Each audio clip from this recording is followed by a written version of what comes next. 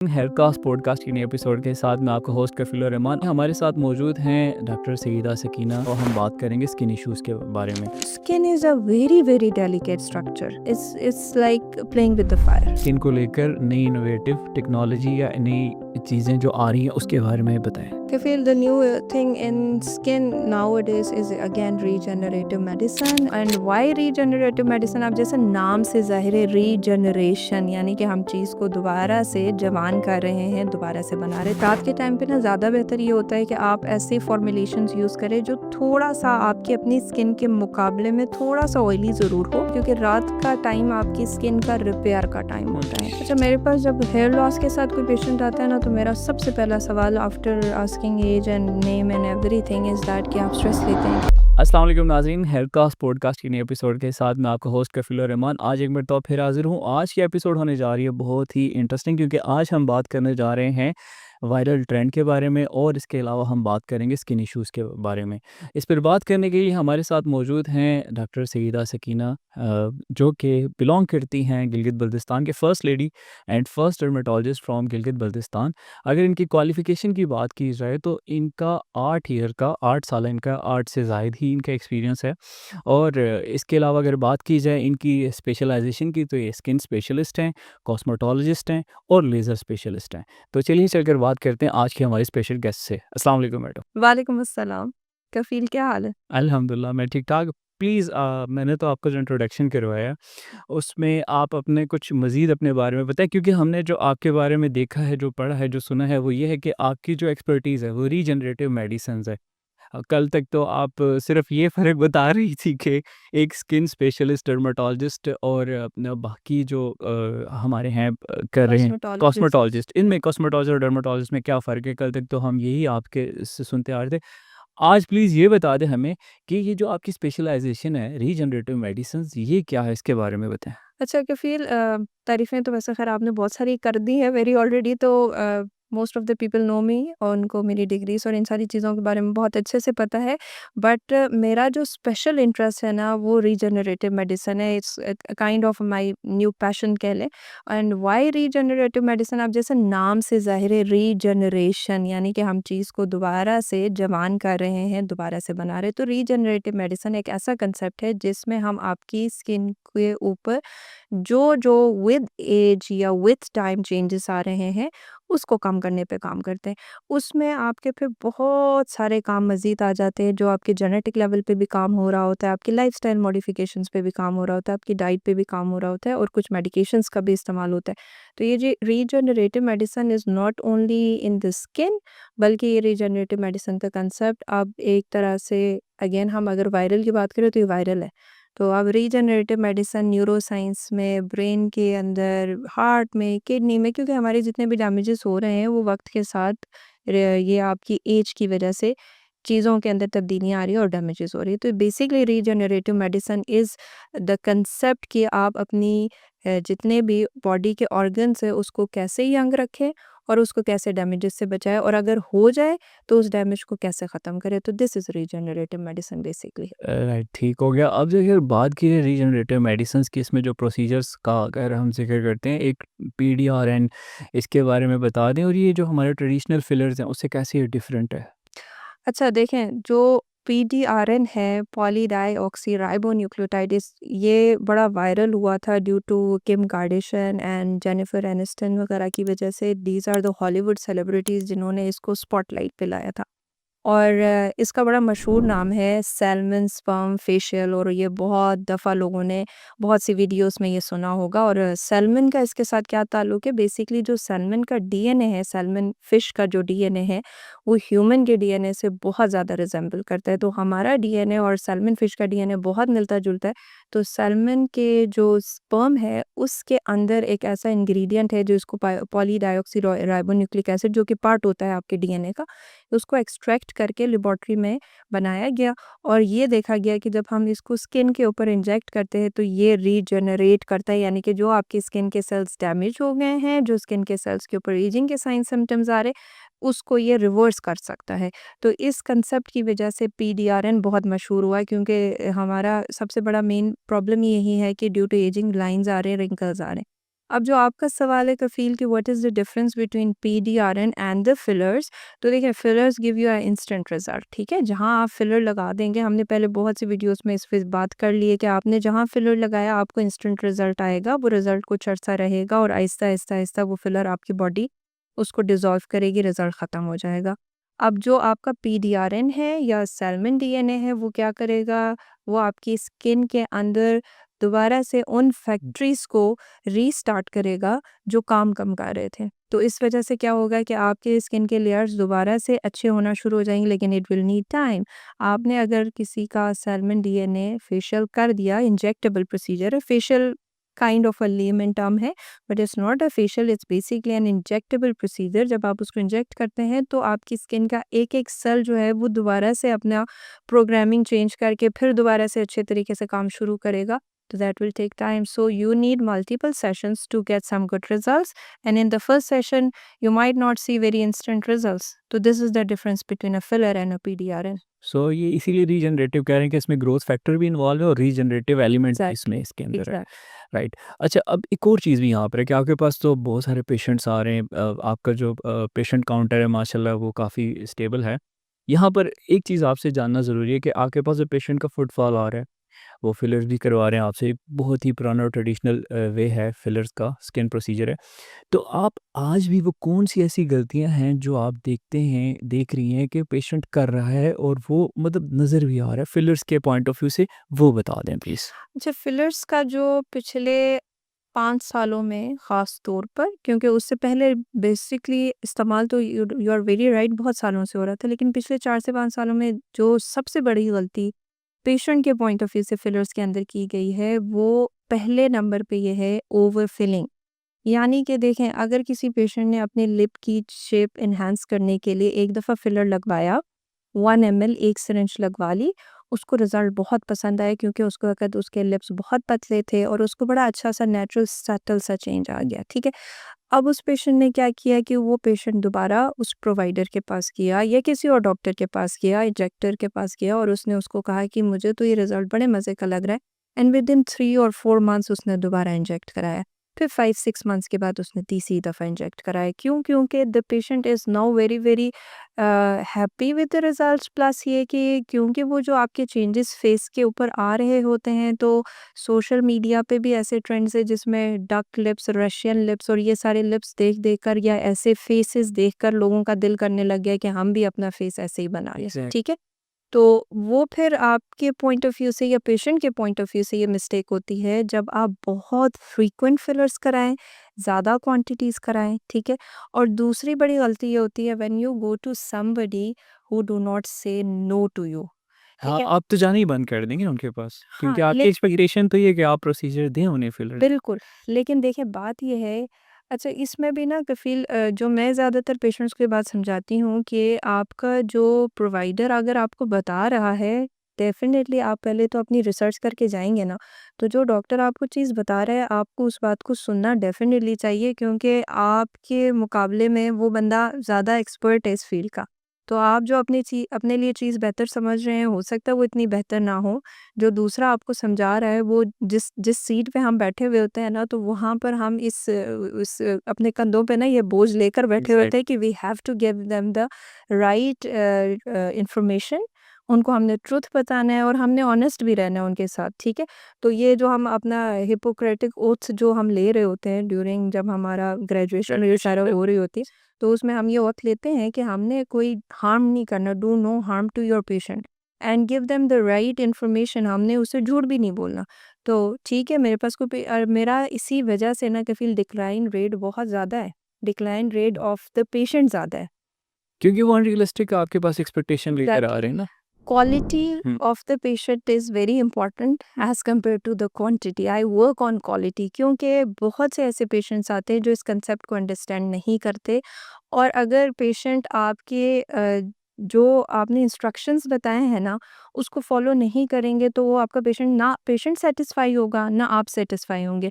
अब अल्हम्दुलिल्लाह मेरे पेशेंट का सेटिस्फेक्शन रेट क्यों ज़्यादा है? इसलिए क्योंकि we choose the right patient और उस पेशेंट को फिर हम पूरा गाइड थ्रू करते हैं थ्रू द होल प्रोसेस कि ओके, आपने अगर ये चीज़ कराई तो इसके बाद ये रिज़ल्ट आएगा, इसको हम इस तरह से करेंगे, फिर नेक्स्ट स्टेप आपका ये होगा, फिर नेक्स्ट स्टेप आपका ये होगा। इट्स लाइक अ होल, आप जैसे जिम इंस्ट्रक्टर के साथ काम करते हैं, राइट, आपका राइट। जो पर्सनल ट्रेनर होता है, वो आपने अगर बॉडी बनानी है ना, तो आपने उसकी ए टू ज़ेड तक पूरे 1 साल तक उसको फ़ॉलो करना है और उसके बाद हो सकता है कि वो आपको कहे कि हाँ जी, अब कभी-कभार मेरे से आप इंस्ट्रक्शंस लेते रहें।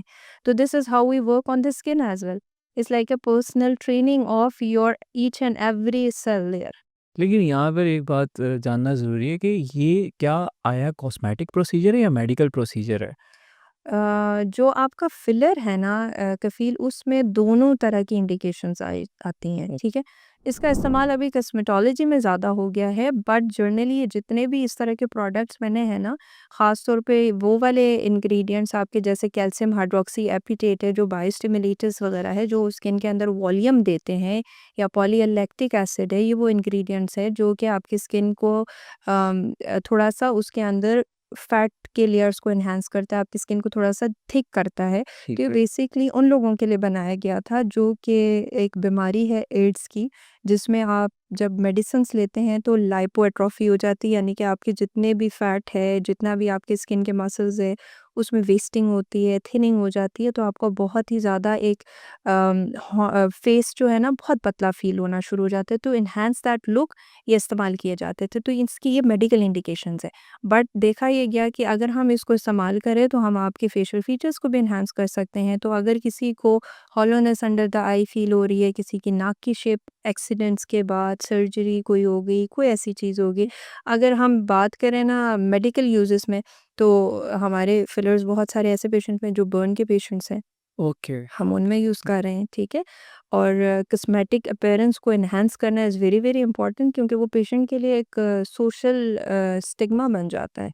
तो इसके मेडिकल एंड कॉस्मेटिक दोनों तरह के यूज़ेज़ हैं। बस आपका जो चेक रहता है वो ये रहता है कि उसकी जो क्वांटिटी एक्सेसिव की तरफ जा रही है उसको यस, रोकना है, यस, उसको एक लिमिट में रखना है। चलिए ये तो होगी बात फिलर्स की, अब आते हैं बोटॉक्स के ऊपर।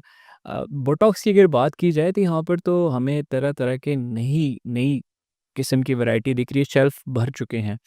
अब सवाल ये आता है पेशेंट पर्सपेक्टिव से कि सही को चुनने के लिए एक डर्माटोलॉजिस्ट क्या सलाह देती है?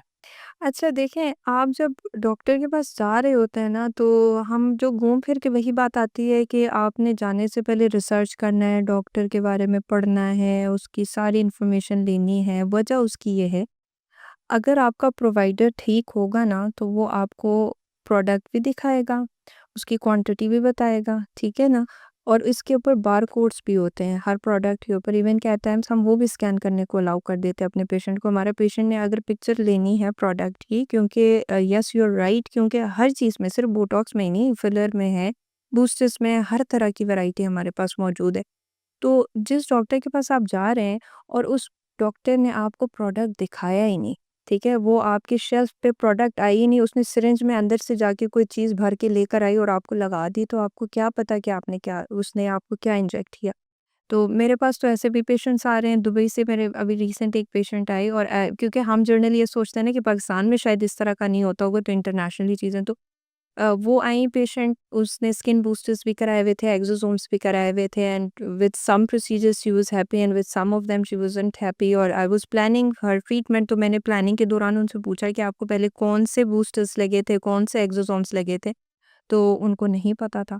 तो I was really a little bit surprise कि क्या इंटरनेशनली भी ये ट्रेंड चल रहा है कि डॉक्टर जो है वो, या शायद पेशेंट ने नहीं पूछा। तो मैं पेशेंट को अवेयर ज़रूर करती हूँ कि अगर आप किसी प्रोवाइडर के पास जा रहे हैं, do ask them which specific type of botox are you going to use, and botox भी जो इटसेल्फ है ना, is a brand name it's a brand name basically. वो जी, जी। बिप ऑफ द कैमरा आपने ये मुझे बिल्कुल, मैंने जो आपको बताया था ना ऑफ द कैमरा कि ये बेसिकली एलर्गान एक इंटरनेशनल यूएस का ब्रांड है, और इसका आगे से है बोटॉक्स, इसका ब्रांड है। बेसिकली बोटॉक्स के अंदर बोtulinum टॉक्सिन है, और उसके भी फिर आगे से बहुत सारी वैराइटीज़ है, डिस्पोर्ट है, इसके अलावा डेक्सीफाई आ गया है, इसके अलावा और बहुत सी वैराइटीज़ है। तो ये वन ऑफ द नेम्स है। जैसे कि हम डायपर का एक ब्रांड है जो बड़ा मशहूर हुआ था, हम सारे डायपर्स को अब वही पैम्पर्स पैम्पर्स बोलते हैं। ही कहते हैं। ठीक है, तो इस सेम कि बोटॉक्स का राइट। क्योंकि ब्रांड लीडर वो इतना मशहूर हो गया कि सब उसको बोटॉक्स कहते हैं। लेकिन वो जो अमेरिकन बोटॉक्स है इट्स वेरी एक्सपेंसिव और हर पेशेंट अफोर्ड नहीं कर सकता। Then we have the second choices जो आपके कोरियन और इटालियन बोटॉक्स आ जाते हैं। कुछ चाइनीज़ भी है, बट ज़्यादातर जो हमारे मार्केट में इस्तेमाल हो रहा है वो कोरियन और इटालियन है और नंबर 1 पे अमेरिकन बोटॉक्स है। तो आपने जब कुछ भी इंजेक्ट करना है, मुझे नहीं पता कि ऐसे इतने शरीफ पेशेंट कहाँ होते हैं, क्योंकि मेरे पास तो पेशेंट आता है वो क्योंकि शायद मैंने उनको इतना ट्रेन किया हुआ था, उनको वो इतना एवरी पता सिंगल है। डिटेल आपसे एक्वायर करते हैं। एग्ज़ैक्टली, वो तस्वीर तक लेते हैं, वो ओके। एमएल्स पूछते हैं, कितनी क्वांटिटी लगा रही हैं, कितने यूनिट्स लगा रहे हैं, और ये पेशेंट का राइट होता है और पेशेंट शुड नो। और अच्छा जो प्रोवाइडर होगा ना, वो कभी भी अपनी इन चीज़ों को हाइड नहीं करेगा। अगर वो छुपा रहा है ना या छुपा रही है, तो there is something fishy, then you should step back from such providers. ये आपने बड़ी एक यूनिक चीज़ बताई है कि पेशेंट का भी हक बनता है इस चीज़ के बारे में जानने का। अब आगे बढ़ाते हैं इसी डिस्कशन को। बात हो रही है हमारे इस वक्त फिलर्स और बोटॉक्स की हो रही है। अभी कुछ नई जिद्दत आई है, कुछ नए इंजेक्टेबल इंजेक्शंस आए हैं। आप कंपैरेटिव वे में देखें, इनका जो यूज़ है, जो आपके नए इंजेक्टेबल इंट्रोड्यूस हुए हैं मार्केट में, क्या ये इक्वली वर्क करते हैं या कुछ इसमें बेहतरी लेकर आए हैं ये? देखिए, जब भी कोई चीज़ नई आती है ना मार्केट में, तो डेफ़िनेटली उसमें रूम फॉर इम्प्रूवमेंट हमेशा रहती है। अब why we talk a lot about the fillers and botox, हालाँकि उसके हमें साइड इफ़ेक्ट्स भी पता है, कुछ प्रॉब्लम्स वो भी दे रहे हैं। लेकिन क्यों हम इतना कॉन्फिडेंटली हर कुछ अरसे के बाद हम उसी पे बात कर रहे हैं, हम वही ट्रीटमेंट्स कर रहे हैं? उसकी वजह ये है कि ये टाइम के साथ प्रूवन इनकी एफ़िकेसी है। 20 से 25 साल गुज़र गए हैं, बहुत सारी इनके ऊपर रिसर्च हो गई। इसी तरह से जो नई चीज़ें आ रही हैं ना, जिनमें अब एक्सोसोम्स आ गए हैं, बूस्टर्स आ गए हैं, कोलेजन आ गया है इंजेक्टेबल, तो ये सारी चीज़ें they need little bit more time. Definitely जब हम इनको इस्तेमाल करते हैं, तो वो आहिस्ता-आहिस्ता आपको बहुत सारी चीज़ों का पता लगता है कि हाँ जी, इसमें ये प्रॉब्लम आ रही है। ठीक है? तो ये आहिस्ता-आहिस्ता चीज़ें इम्प्रूव होती है, लेकिन ज़्यादातर चीज़ें सही तरीके से इस्तेमाल की जाए। और जो मेरा कंसेप्ट है ना ट्रीटमेंट का, वो is always always combination approach and a customized approach. अब ये नहीं है कि एक पेशेंट मेरे पास आया और दूसरा पेशेंट भी सेम इशू के साथ, इवन अगर एक ही 2 पेशेंट सेम इशू के साथ, दोनों को एक्ने स्कार्स हैं, दोनों का ट्रीटमेंट ज़मीन आसमान का फ़र्क हो सकता है, क्योंकि दोनों की स्किन क्वालिटी फ़र्क है, दोनों के स्कार्स की टाइप फ़र्क है, दोनों का लाइफ़स्टाइल फ़र्क है, दोनों की स्किन उस वक़्त किस प्रोसेस से गुज़र कर मेरे तक पहुँची है, वो फ़र्क है। So customise approach, that's why it's very, very important. मैं क्यों जो मेरा सोशल मीडिया है वो सवालात से भरा हुआ होता है। इनबॉक्सेस आ रहे होते हैं कि डॉक्टर साहिबा मुझे फलाना प्रोडक्ट बता दें, मुझे ये चीज़ बता दें, मुझे ये इश्यू हो गया, इसका ट्रीटमेंट बता दें। और हम उन पेशेंट्स को एक ही जवाब देते हैं, visit the clinic, meet the doctor. क्यों? क्योंकि मेरे सामने जब तक पेशेंट बैठेगा नहीं हाँ, हाँ। और मैं उसको एग्ज़ामिन नहीं करूँगी, उसकी स्किन नहीं देखूँगी, एक हमारा प्रॉपर मैग्नीफाइंग ग्लास होता है, उसमें जब तक मैं देखूँगी नहीं, मुझे नहीं पता कि इसकी स्किन के ऊपर अब तक क्या-क्या चेंजेस आ चुके हैं। और अगर देखें, अगर बहुत हल्के से माइनर से स्कार्स हो, तो मैं माइक्रो नीडलिंग से भी ठीक कर सकती हूँ। लेकिन अगर बहुत डीप स्कार्स है, बहुत टाइम गुज़र गया और उसके ऊपर पिगमेंटेशन भी आ गई है, तो मैंने ना सिर्फ माइक्रो नीडलिंग करनी है, मैंने हो सकता है उसको बायोफिलर भी लगाना है, मैंने उसको एक्सोसोम्स भी लगाने हैं, मैंने बूस्टर भी लगाना है, फिर मैंने रीसर्फेसिंग लेज़र भी करना है। तो ये सारी चीज़ें बहुत वेरी करती है, और ये सारा कुछ करने के बाद भी आपका जो रिज़ल्ट है ना, वो पेशेंट टू पेशेंट भी बहुत वेरी वेरी करता करता है। है। मैंने ट्रीटमेंट शुरू किया पेशेंट के ऊपर, 1 सेशन किया, उसका थोड़ा बहुत रिज़ल्ट नज़र आया। हर पेशेंट को मैं कहती हूँ कम से कम मुझे 2 सेशन के लिए टाइम देंगे। जब मैंने दूसरा सेशन किया, उसके बाद मुझे पता लगा कि हाँ जी, अब इस पेशेंट पे ये चीज़ काम कर रही है। अब उसके बाद हम फर्दर उसके ऊपर डिस्कस करेंगे कि either we are going to continue with the same thing और I am going to change the procedure. तो ये पेशेंट को मैं ज़रूर बताती हूँ। इसमें भी ना पेशेंट एजुकेशन के लिए बात ये है कि मेरे पास बहुत से ऐसे पेशेंट्स आते हैं, जी डॉक्टर साहिबा हमने तो 6 सेशंस माइक्रो नीडलिंग के करा लिए, 8 सेशंस माइक्रो, बल्कि 12 सेशंस पीआरपी के करा कर मेरे पास पेशेंट आई हुई थी, और वो भी ऑस्ट्रेलिया से, नॉट फ्रॉम पाकिस्तान। और ये लास्ट वीक की बात है। और उस पेशेंट का इतना सिवियर हेल्थ फॉल, और मैंने कहा आपका विटामिन डी का भी चेक हुआ? कहती है नहीं। आपको कोई हार्मोनल इश्यूज़ है? कहती है नहीं, लेकिन उनका विटामिन डी टेस्ट कराया, vitamin D was very low. और फिर मैंने कहा यार आपको जब रिज़ल्ट नहीं आ रहे थे तो आपने क्यों कराया? क्यों मुसलसल क्योंकि वो वहाँ वो कहती है क्योंकि वो डॉक्टर ये कहते थे this is the best possible that we can do for you. But we do have other options, ठीक है? हमारे पास फिर एक्सोसोम्स हैं, हमारे पास पीडीओ थ्रेड्स हैं that we can use for the scalp area. Even कि कुछ और ग्रोथ फैक्टर्स ऐसे हैं जो हम स्कैल्प के लिए यूज़ कर सकते हैं, लेकिन जब आप बेसिक रूट कॉज़ को एड्रेस नहीं करेंगे तो फिर पेशेंट को रिज़ल्ट नहीं आएगा। तो हर पेशेंट को मैं ये कहती हूँ, जहाँ पर भी ट्रीटमेंट कराते हैं 2 से 3 सेशंस ले लें। अगर आपको 2 से 3 सेशन में रिज़ल्ट नज़र नहीं आ रहा, चाहे मैं ही क्यों ना हूँ, चेंज द डॉक्टर और चेंज द प्रोसीजर। हमें ये बहुत बड़ा मसला है। डॉक्टर सकीना, यहाँ मैं आपसे एक बात पूछना चाहूँगा कि आपके पास अगर पेशेंट आ रहा है, वो फ़ॉलो-अप पे नहीं जा रहा, ठीक है? उसको पहले ही सेशन में रिज़ल्ट्स मिल गए, वो तो चलें कंफर्टेबल, ओके, वो आगे डोज़र ही नहीं अपडेट करेगा, अपनी हिस्ट्री भी मतलब वहीं पे ख़त्म हो गई, उसको मिल गए रिज़ल्ट्स। लेकिन इसके बाद कंसेक्युटिवली वो जो सेशन ले रहा है, उसकी वो बन चुकी थी कि चल मुझे इससे कुछ रिज़ल्ट मिल रहे हैं, मैं इसे ले रहा हूँ, मुझे ये बेहतर हो रहा है। वो बाकी चीज़ों को ना इग्नोर करके उसी पे ही डॉक्टर को एग्री करता है। अब पेशेंट अपनी मनवाने के लिए आपके सामने आके बैठते हैं कि जी डॉक्टर साहिबा हमें यही करवाना है, यही। तो मैं क्यों कहती हूँ मेरा डिक्लाइन रेट ज़्यादा है? इसीलिए तो कहती हूँ क्योंकि देखें अगर आपकी बात उसको समझ नहीं आ रही है और ऐसा हो भी चुका है, कोई एक आध बीच में ऐसा पेशेंट आ ही जाता है ना, कोई जानने वाला आ गया, कोई इस तरह का, और जब भी मैंने इस तरह का किया ना तो उसके बाद मैंने कहा अंदर नहीं करना। ये पुरानी बात है कि मैं मतलब इंसान अपने एक्सपीरियंसेस से चीज़ें सीखता है ना। तो देखें हम कोशिश करते हैं कि आपको हेल्प आउट करें, और I am the leader of the field and I am here to decide for you. आप अगर पे करके मेरे पास आए हो तो आपने मुझे ये हक दिया है कि मैं आपको ट्रीट करूं, choose the best. Choose the best for you. हुँ। सो हमारा जो पहला मिलना होता है ना with the patient is very very important and I take a lot of time. मेरा जो वेटिंग टाइम है कंसल्टेशन आप बहुत टाइम बहुत लेती हैं, टाइम आपका वेटिंग एरिया भरा होता है। मेरी लिस्ट भी बहुत लंबी हो जाती है। क्योंकि पेशेंट बेचारा नाराज़ भी हो जाता है कि डॉक्टर साहब इतने घंटे वेट करना पड़ता है, लेकिन वो आपके फ़ायदे के लिए होता है। क्योंकि अगर मैंने 5 मिनट में पेशेंट को देख लिया, मुझे समझ ज़रूर आ जाती है कि मैंने क्या-क्या करना है। लेकिन हमने पेशेंट के साथ बैठ के ये नहीं करना कि बस मैंने थोप दिया है। जी, मैं कह रही हूँ, डॉक्टर सकीना कह रही है बस ये ट्रीटमेंट करना है, आपने बस ये करना है। हमने पेशेंट को समझाना है, अगर मैंने ये ट्रीटमेंट करना है तो ये क्यों करना है, और ये जो पेशेंट मेरे पास ये कहकर आ रहा है कि नहीं मैडम मैंने तो सिर्फ माइक्रो नीडलिंग करानी है, आप मुझे कह रही हैं कि नहीं आप एक्सोसोम्स लगवाएं, तो मैं उसको समझाऊंगी कि क्यों इसका फ़ायदा और क्यों उसका फ़ायदा नहीं है। जब हम उनसे बात करते हैं, उसको चीज़ समझाते हैं, और I do have a proper team with me as well, क्योंकि मैं अकेली भी फिर ये नहीं कर सकती। मैं 15 से 20 मिनट तो पेशेंट को दे सकती हूँ, लेकिन मैंने घंटा पेशेंट पे लगा लिया तो बाकी सारे तो उधर ही तो उधर रहेंगे। ही रहेगी ना। सो आई हैव अ जी। टीम, एंड टीम इसीलिए है ताकि मैं बेसिक चीज़ों के साथ उनकी डील करूँ, उनको सारा कंसेप्ट समझाऊँ, चीज़ें समझाऊँ, and then I hand over that patient to my team, so that कि मेरी टीम फिर उनकी बाकी जो क्वेरीज़ हैं, उनको एड्रेस करें। और उसके बाद ये नहीं होता कि पेशेंट आज के दिन आया और आज ही प्रोसीजर किया, आज ही सारा कुछ करके उनको घर भिजवा दिया। उसके बाद फिर हम पेशेंट को टाइम देते हैं। हाँ, ऐसा भी होता है कि एट टाइम्स पेशेंट के पास टाइम नहीं होता तो हम उसी दिन भी प्रोसीजर करते हैं, if the patient and I we both are on the same page. But हम पेशेंट को ये ज़्यादातर मैं प्रेफ़र करती हूँ कि मेरा पेशेंट घर जाए, प्रोडक्ट दिखा दी, सब कुछ बता दिया, घर जाएँ, उसके ऊपर रिसर्च करें, खुद पढ़ें और वापस आएँ। मैं बहुत दफ़ा पेशेंट को कहती हूँ, आप वापस आएँगी, प्रोसीजर से पहले अब आपके ज़हन में जितने सवाल हैं मुझसे पूछें, और फिर हम उसके बाद प्रोसीजर करेंगे, क्योंकि ये एक ऐसा प्रोसेस होता है कफ़ील कि पेशेंट को इसकी अंडरस्टैंडिंग होना बहुत-बहुत ज़रूरी है। मैंने ऐसे कई पेशेंट देखे, मैं तो क्लिनिकल डर्मेटोलॉजी तो बहुत प्रैक्टिस करती हूँ ना, मेरे पास ऐसे बहुत से पेशेंट आ रहे हैं जो 20-20, 25-25 साल से एक बीमारी के अंदर मुब्तला है, स्किन की डिज़ीज़ है उनको, और वो कई डॉक्टरों के पास से होकर आ रहे हैं और उनको अभी तक अपनी बीमारी का नाम तक नहीं पता। मेरा पहला सवाल ये होता है पेशेंट से कि आपको डॉक्टर ने बीमारी पढ़ाई कि नहीं पढ़ाई?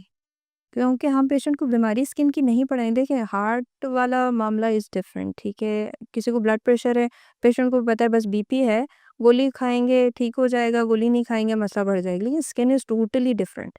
स्किन में ना हमने ए टू ज़ेड सारा कुछ बताना है। स्किन के मोर देन 50% बीमारियाँ ऐसी हैं जो कि ठीक नहीं होती हैं, यानी कि वो आपके साथ चलती रहती है, ट्रीटमेंट लेते ठीक हो जाते हैं, दोबारा मसला आ जाता है। तो जब तक आप उसको एक-एक चीज़ नहीं समझाएँगे, वो पेशेंट डॉक्टर चेंज करता रहेगा, और इसी चक्कर में वो किसी क्वैक के पास पहुँच जाएगा और क्वैक उसके साथ वो कुछ कर देगा जो नहीं होना चाहिए। और फिर वो पेशेंट जब मेरे पास वापस आएगा ना, उसको ठीक करना मेरे लिए बहुत मुश्किल होगा। हाँ, हम आपकी तो मैं अपने एक लिए छोटे काम आसान करती हूँ।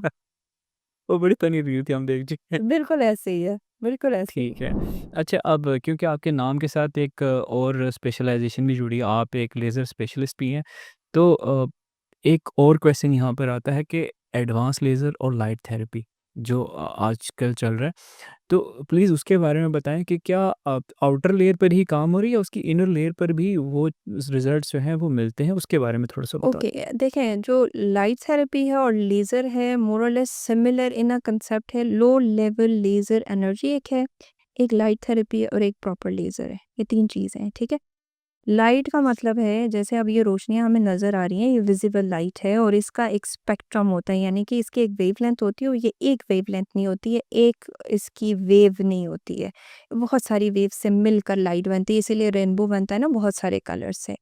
और ये है लाइट थेरेपी, जिसमें इंटेंस पल्स लाइट थेरेपी आती है, उसकी वेवलेंथ ज़रा वेरी करती है, हम उसके ज़रिए भी आपकी स्किन को रिजुविनेट करते हैं। पहले मैं थोड़ा-सा वो कंसेप्ट क्लियर करूँ, फिर उसके बाद बताऊँगी कि इनका कितनी पेनिट्रेशन होती है। फिर हम बात करते हैं कि लो लेवल लेज़र थेरेपी क्या चीज़ है, जो कि आजकल नई हो रही है, एलएलएलटी कहलाती है।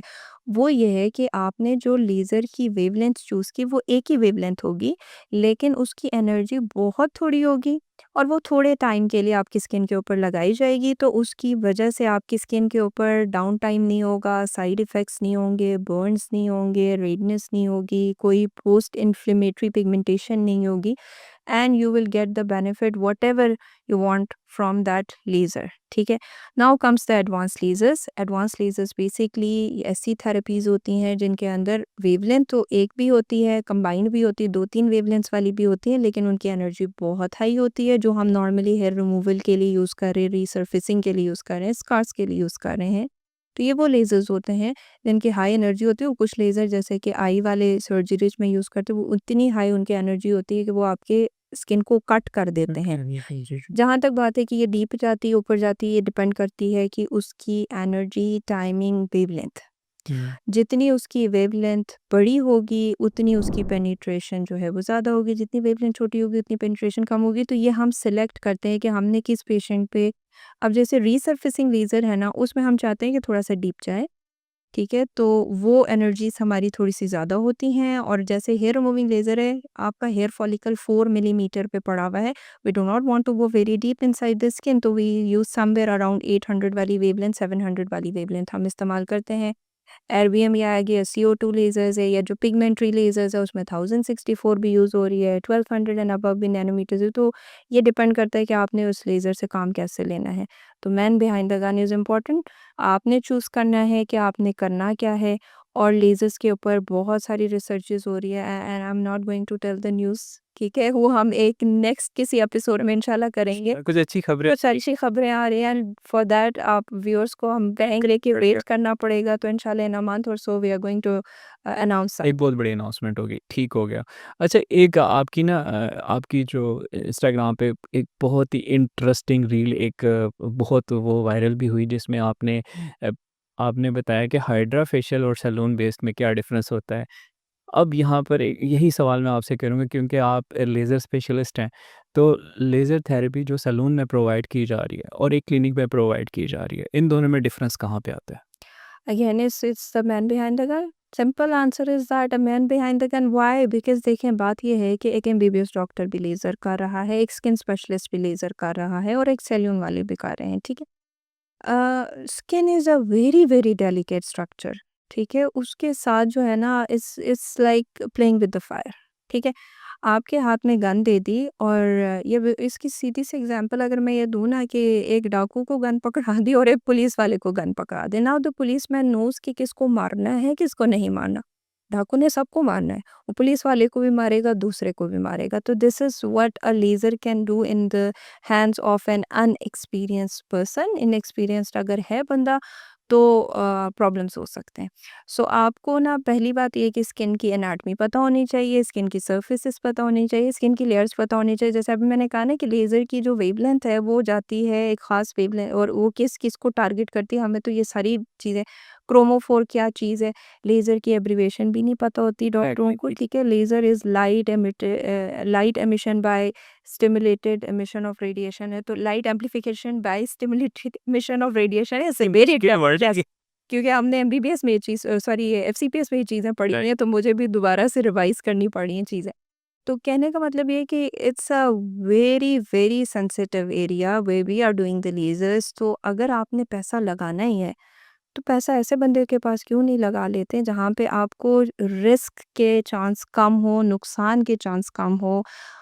आजकल के दौर में भी अगर लोग यही बेवकूफ़ियाँ कर रहे हैं, तो मुझे समझ नहीं आ रही कि वो ये कैसे कर रहे हैं। एग्ज़ैक्ट क्योंकि आपके पास हर तरह की इन्फॉर्मेशन है, तो आपने अगर अपनी स्किन को लेकर ही जाना है, तो फिर ऐसे बंदे के पास जाए ना जिसको पता हो स्किन के बारे में, जिसने पढ़ा हुआ है स्किन के बारे में।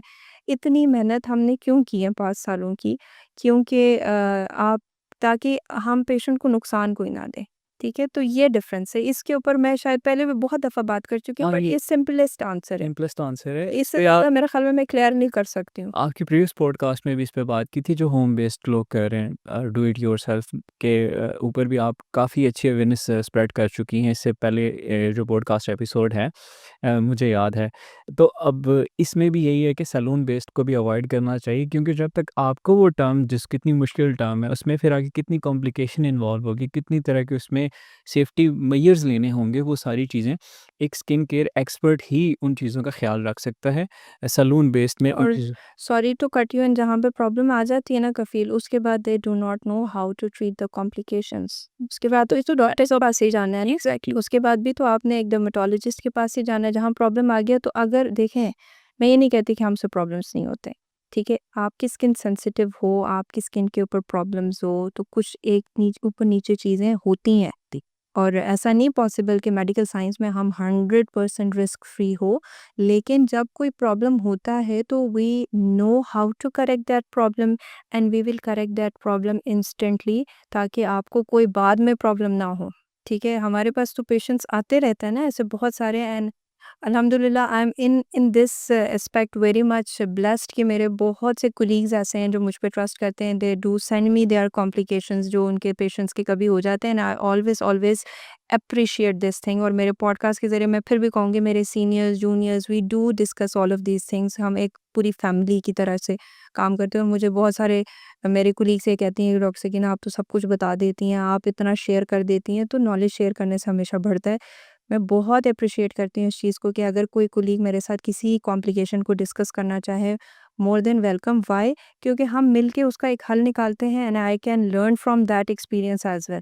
तो हम जो है ना करते ये है कि कोई प्रॉब्लम अगर आती है किसी को, तो हम उसको टाइमली एड्रेस करते हैं। लेज़र बर्न से बहुत बुरे-बुरे कॉम्प्लिकेशंस हो सकते हैं, तो हम ट्रीट करते हैं।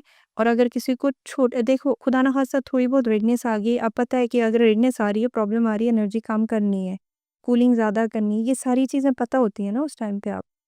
लाइक आप ये कहना चाह रही हैं कि कोई भी बॉडी स्किन है, वो आइडियली बिहेव नहीं करती, समहाउ हो वेरिएशन जाती डेविएशन हो जाती है। तो वहाँ पर आपको कुछ डिसीजन लेने होते हैं, और वो एक्सपर्ट जो है, वहाँ पर स्किन केयर एक्सपर्ट एक बेहतर राय दे सकता है। एग्ज़ैक्टली। अब आगे बढ़ते हैं। आजकल सोशल मीडिया पर एक बहस छिड़ी हुई है कोलेजन और ग्लूटाथायोन को लेकर। उसके बारे में बता दें कि ये ग्लूटाथायोन क्या है? ये कोलेजन क्या है? क्या इनका आपस में कोई ताल्लुक भी बनता है कि नहीं बनता? दोनों बहन-भाई है कि नहीं है ना? जी। सो देखें, कोलेजन एंड ग्लूटाथियोन बहुत नाम सुन-सुन के ना लोग जो है सबको पता है, हर कोई आके कोलेजन, ग्लूटाथियोन की बात करे, दोनों में ज़मीन आसमान का फ़र्क है, बहन-भाई नहीं है दोनों, ठीक है? जो कोलेजन है बेसिकली इट्स अ प्रोटीन जो कि आपकी स्किन की लेयर्स के अंदर भी मौजूद है, आपकी बोन में भी मौजूद है, यानी कि आपके सर से लेके पाँव तक हर जगह कोलेजन मौजूद है। और कोलेजन की बहुत सारी टाइप्स होती हैं। हर एरिया के हिसाब से डिफरेंट टाइप्स होती हैं, और एज के हिसाब से भी कोलेजन की टाइप चेंज हो जाती है। ज़्यादातर जो कॉमनेस्ट कोलेजन हमारी स्किन के अंदर मौजूद है 1 एंड 3 है। और कोलेजन के अंदर प्रॉब्लम इज़ दैट कि with time your collagen declines due to so many factors, जिसमें स्ट्रेस है, जिसमें डाइट है, जिसमें जेनेटिक टेंडेंसी है। और ये एक ऐसा प्रोटीन है जो कि आपके अपने स्किन के सेल्स, जिनको फाइब्रोब्लास्ट कहते हैं, वो बनाते हैं। और fibroblast are deep inside your skin. आपकी स्किन की 2 लेयर्स है, एक एपिडर्मिस है, the second one is the dermis, the deeper layer. और उस डीपर लेयर के अंदर फाइब्रोब्लास्ट होते हैं, और फाइब्रोब्लास्ट बनाते हैं collagen. So collagen is basically kind of a protein. आम ज़बान में अगर मैं समझाना चाहूँ तो वो ये है कि आपकी स्किन के अंदर जो इलास्टिसिटी है, और आपकी स्किन के अंदर जो रिकॉइल है, that is because of the collagen and elastin. Collagen अकेला काम नहीं करता, उसमें एक और प्रोटीन भी आ जाता है जो आपके यही फाइब्रोब्लास्ट बनाते हैं, और ये दोनों बहन भाई हैं जो मिलके आपकी स्किन को टाइट रखते हैं, शाइन देते हैं, आपकी स्किन पे ग्लो लाते हैं। क्यों एज के साथ आपके फोर्स बन जाते हैं, लाइंस बन जाते हैं? क्योंकि अब कोलेजन ख़त्म होना शुरू हो गया, तो अब स्किन जब आप बात कर रहे हैं, एक्सप्रेशंस दे रहे हैं, तो वो वहाँ पर लाइन बनी रह जाएगी, वो वापस अपनी ओरिजिनल शेप पे, अपनी पोजीशन पे नहीं जाएगी। This is collagen. What is glutathione? Glutathione is the major antioxidant in your body. अब एंटीऑक्सीडेंट्स वो चीज़ें होती हैं जो बॉडी के अंदर, देखें, केमिकल प्रोसेसेस हर सेल के अंदर कोई ना कोई केमिकल प्रोसेस, 50 तरह के केमिकल रिएक्शंस हो रहे होते हैं। केमिकल रिएक्शन होगा तो उसके नतीजे में कुछ अच्छी चीज़ें बनेंगी, कुछ वेस्ट प्रोडक्ट्स बनेंगे। तो बेसिकली ये जो वेस्ट प्रोडक्ट्स होते हैं ना, ये कहलाते हैं रिएक्टिव ऑक्सीजन स्पीशीज़, और ये आरओएस या रिएक्टिव ऑक्सीजन स्पीशीज़ वो चीज़ें हैं जो स्किन के सेल्स को डैमेज करते हैं, हर सेल को डैमेज करते हैं। But because we are talking about the skin, तो आई विल स्पेसिफिकली डिफाइन कि it will damage the skin cell layers. So you need to get rid of those ROS या reactive oxygen species. अब what is glutathione? Glutathione along with other antioxidant, जिसमें super oxide dismutase आ जाता है, vitamin E आ जाते हैं, ये सारे एंटीऑक्सीडेंट्स हैं। इनके साथ मिल के ग्लूटाथियोन भाई जो है वो आपके जिस्म के अंदर से ये रॉस को निकाल देते हैं, यानी कि वेस्ट प्रोडक्ट्स, यानी कि ये एंटीऑक्सीडेंट्स है। ये ऑक्सीडेंट्स के साथ फाइट करता है, उनको कम करता है। सो ग्लूटाथियोन क्या कर रहा है? आपकी स्किन के अंदर से बैड प्रोडक्ट्स को निकाल रहा है, and it helps to get rid of the waste product from your body, जिसके नतीजे में फिर हमारी स्किन के अंदर फ़ायदा क्या हुआ? हमारी स्किन के ऊपर कलर अच्छा हो गया, हमारी स्किन अगेन रिफ़्रेश हो गई, आपको अच्छी एनर्जी मिल गई। इसीलिए जो आईवीज़ लोग लगा रहे होते हैं, उनको क्यों कहते हैं कि जी एनर्जी बूस्टर्स है, तो इम्यून बूस्टर्स है, वो इसलिए है क्योंकि ये ग्लूटाथियोन आपकी बॉडी के अंदर एनर्जी प्रोवाइड करते हैं, बैड प्रोडक्ट्स को निकाल के आपकी स्किन को रिफ़्रेश कर देते हैं। That mean this is the major concept. कि कोलेजन और ग्लूटा दोनों मिलकर काम कर सकते हैं इक्वली, दोनों Combination Kafeel, combination approach. You have to combine all of these things. So if you are doing, देखें, आपने सिर्फ और सिर्फ अंदर से बैड प्रोडक्ट्स निकाल दिए, लेकिन जो आपका प्रोटीन डैमेज हो गया है, जो प्रोटीन ख़त्म हो गया है, उसको रिप्लेस नहीं किया, तो स्किन पे फिर भी लाइंस रिंकल्स रहेंगे। तो दोनों चीज़ें करना है। आपने यहाँ पर एक टर्म यूज़ की स्ट्रेस की। स्ट्रेस से पहले जहन में जो नाम आता है वो आता है हेयर लॉस का। हेयर लॉस के बारे में बता दें, जब कोई पेशेंट आपके पास हेयर लॉस की शिकायत लेकर आता है तो आपकी क्या अप्रोच होती है कि आया इसको मेडिसिन्स के ऊपर स्विच करवाया जाए या दवाइयात के अलावा कुछ हैबिट्स हैं उनके ऊपर काम करवाया जाए? इसके बारे में प्लीज़ बता दें। अच्छा, मेरे पास जब हेयर लॉस के साथ कोई पेशेंट आता है ना, तो मेरा सबसे पहला सवाल after asking age and name and everything is that कि आप स्ट्रेस लेते हैं कि स्ट्रेस? बालों का स्ट्रेस के साथ बहुत गहरा ताल्लुक है, हर एक चीज़ का है, स्किन का भी बहुत गहरा ताल्लुक है, और इस पे हम पहले भी बात कर चुके हैं, वजह भी बता चुके हैं। लेकिन बालों का इसलिए स्ट्रेस के साथ गहरा ताल्लुक है क्योंकि आपके कुछ अगेन केमिकल चेंजेस होते हैं बॉडी में, कॉर्टिसोल ज़्यादा रिलीज़ हो जाता है, आपके हार्मोनल इम्बैलेंसेस होना शुरू हो जाते हैं ड्यू टू द स्ट्रेस, और उसकी वजह से आपका हेयर फॉल ज़्यादा हो जाता है। और ये जो आपका सवाल है कि कैसे ट्रीट करते हैं, that again varies patient to patient, but of course जो पेशेंट मेरे पास हेयर फॉल के साथ आएगा, तो सबसे पहले हमने डिफाइन करना है कि why that patient is suffering from here fall. Genetic tendency है, स्ट्रेस की वजह से, डाइट की वजह से, या कोई बॉडी के अंदर डेफिशिएंसीज है, विटामिन डी कम है, विटामिन B12 कम है, कोई थायराइड इशू तो नहीं है, कोई खून की कमी तो नहीं, कोई हार्मोनल इश्यूज तो नहीं, तो हम ब्लड टेस्ट भी कराते हैं। अच्छा, अगर तो आपका प्रॉब्लम सिर्फ थोड़ा बहुत है कि अभी हल्का-फुल्का हेयर फॉल शुरू हो गया है, अगर हम मेल्स की बात करें ना, तो हमारे पास स्केल्स बने हुए होते हैं, ग्रेड्स बने हुए होते हैं। एक स्केल हम इस्तेमाल करते हैं जिसको हम कहते हैं नॉरवुड स्केल, जिसके ऊपर हम डिसाइड करते हैं कि पेशेंट को हमने आगे क्या ट्रीटमेंट दे रहे हैं। 1 to 6 तक ये स्केल होता है। बहुत थोड़ा बहुत हेयर फॉल है, यहाँ से फ्रंटल हेयर लाइन अभी थोड़ी-थोड़ी रिसीड करने लग गई है, ये यहाँ से सेंटर से थोड़े से बाल गिर गए हैं, तो स्केल 1 होगा। पूरा एरिया बॉल्ड हो गया है, सिर्फ ऑक्सीपिटल एरिया में आपके हेयर्स रह गए हैं, तो this is Norwood scale 6, and 3 and above is a candidate for transplant. 1 to 3 के ऊपर फिर हम काम करते हैं oral medication and treatments both, ठीक है? अब व्हाई बोथ? सवाल ये है, ठीक है? अच्छा, इसमें साथ-साथ फीमेल्स का भी स्केल होता है, लुडविक स्केल होता है जो कि 1 टू 3 होता है। फीमेल्स का हेयर लॉस इस तरह होता है कि उनकी जो पार्ट लाइन होती है, ये आपकी जो मांग है वो ज़्यादा बड़ी नज़र आना शुरू हो जाती है, पार्ट लाइन खुलना शुरू हो जाती है। उनका फ्रंट से इतना ज़्यादा रिसीड नहीं कर रहा होता है, ये सेंटर वाला एरिया, ये सेंटर में यहाँ पे पॉइंट बनना शुरू होता है, ये 1 टू 3 होता है। Why we have to treat them with these two modalities कि उनको oral medicine and topical therapies भी देनी है और साथ-साथ उनके प्रोसीजर्स भी करने हैं। देखिए, मैंने ये देखा है अपने एक्सपीरियंस में कि क्या होता है कि पेशेंट को हेयर फॉल होता रहता है और एक टाइम ऐसा आता है कि वो उनके हेयर फॉलिकल्स जो बालों की जड़ें आपके अंदर मौजूद थी, वो डेड होना शुरू हो जाती हैं। आपने नोट किया, जो बंदा जितना ज़्यादा उनका बाल कम होता जाता है, जितना बॉल्ड होता जाता है, वहाँ से ऑयल ज़्यादा आना शुरू हो जाता है। वो इसलिए होता है क्योंकि आपके जो हेयर फॉलिकल है उसके अंदर हम एक टर्म यूज़ करते हैं, miniaturization of the hair follicle. यानी कि आपका hair follicle now it is converted into the adipose tissue, यानी कि फैट सेल से ये रिप्लेस होना शुरू हो जाते हैं, and that happens after years and years definitely. लेकिन आपने अगर टाइमली उसके ऊपर काम नहीं किया और जो आपके बाल गिर रहे थे उसको टाइमली गिरने से नहीं रोका, तो क्या हो जाएगा कि अब आपका वो बाल जड़ के अंदर से, जो आपकी जड़ अंदर मौजूद थी, वो ख़त्म होना शुरू हो जाएगी। और अगर एक दफ़ा आपका हेयर फॉलिकल मिनिएचराइज़ेशन के प्रोसेस में चला गया, मिनिएचराइज़ेशन का पता इसी तरह लगता है कि आपका बाल बहुत बारीक हो जाता है, जैसे रुआँ जैसा बाल चेहरे पे होता है वैसा बाल बनना शुरू हो जाता है। बहुत सारे बाल गायब हो जाते हैं और वहाँ पर ऑयल ज़्यादा आना शुरू हो जाता है।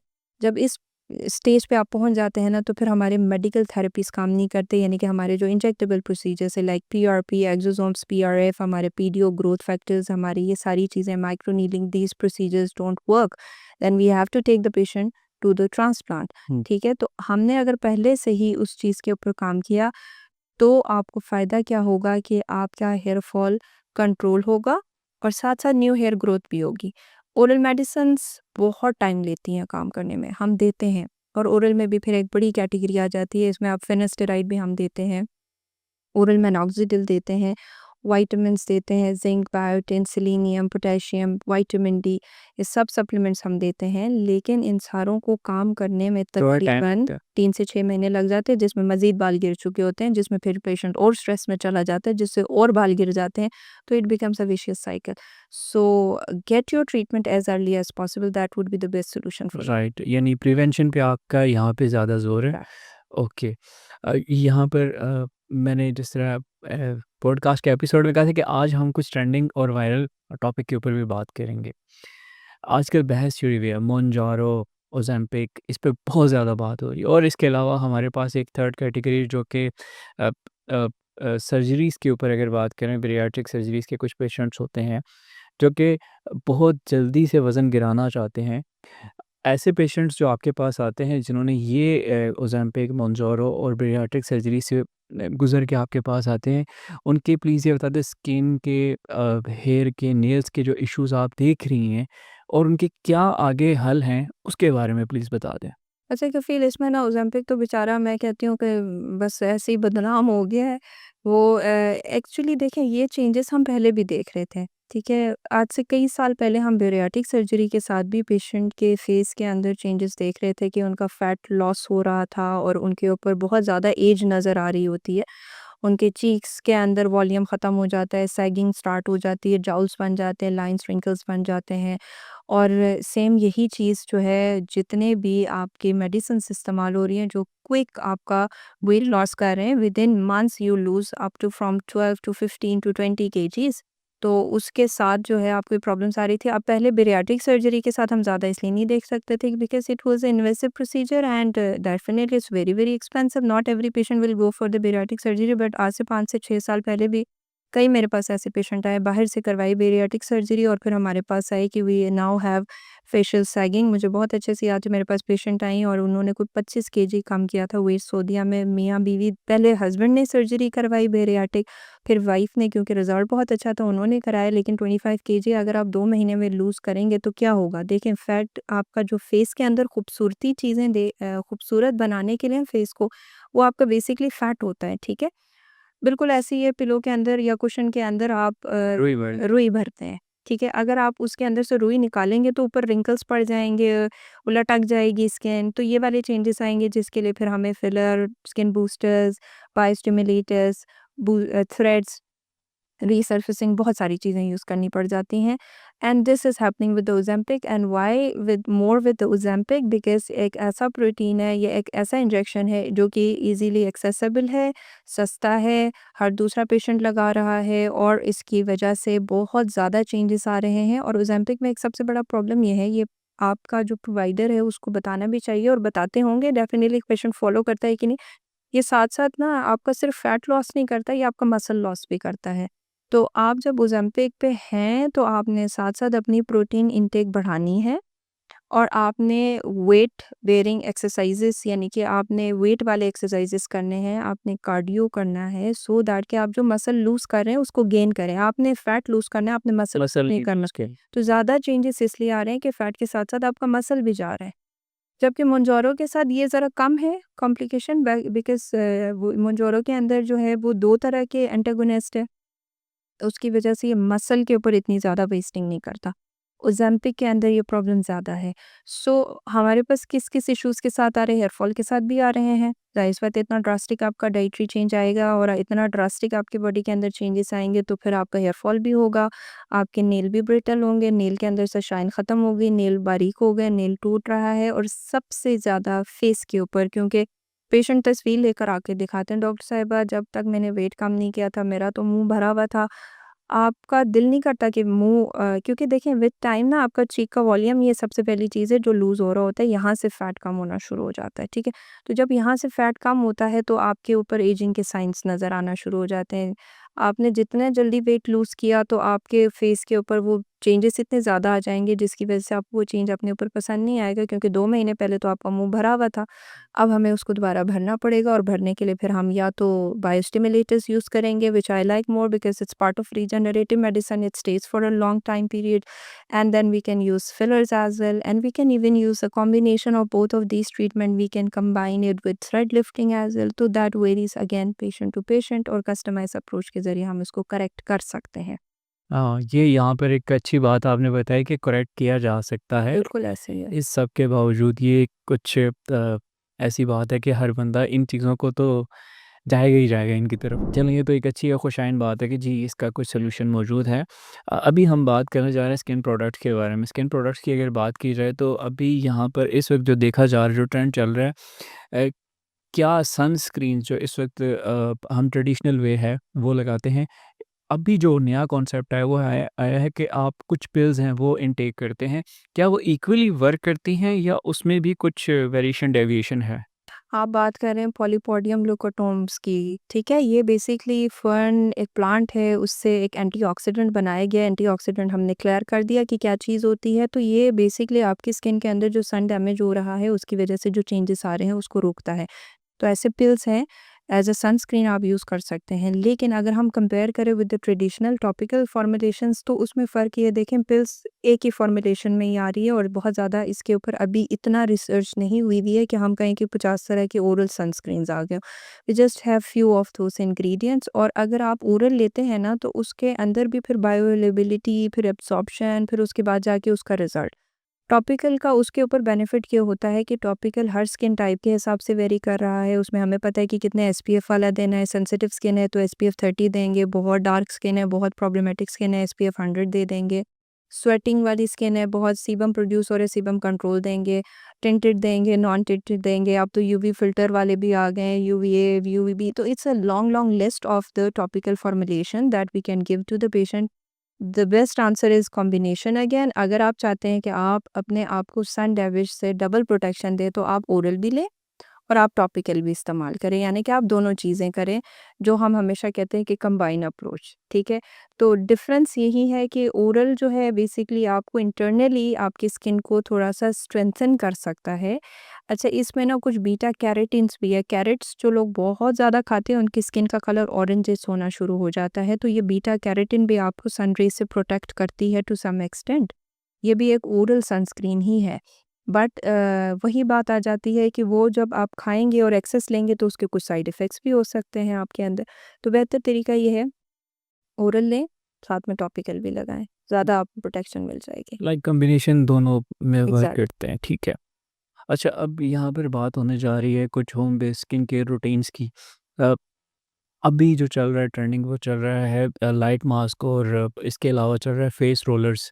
इनकी कोई आप बता सकती हैं being a skin care expert कि इसमें मोस्ट फ्रीक्वेंटली ले सकते हैं, इसमें भी कुछ नंबर्स ऑफ डिफाइन होते हैं कि आप इतनी मर्तबा ले सकते हैं या मोस्ट फ्रीक्वेंटली ये लेते ही रहना चाहिए? अच्छा कफ़ील, इसमें भी फिर अगेन बहुत ज़्यादा ये इम्पोर्टेंट है कि आप कौन से ब्रांड का यूज़ कर रहे हैं, फ़ेक तो नहीं यूज़ हो रहा है। सबसे बड़ा प्रॉब्लम इस वक़्त जो एस्थेटिक इंडस्ट्री या मार्केट में आ रही है ना, वो है फ़ेक प्रोडक्ट्स।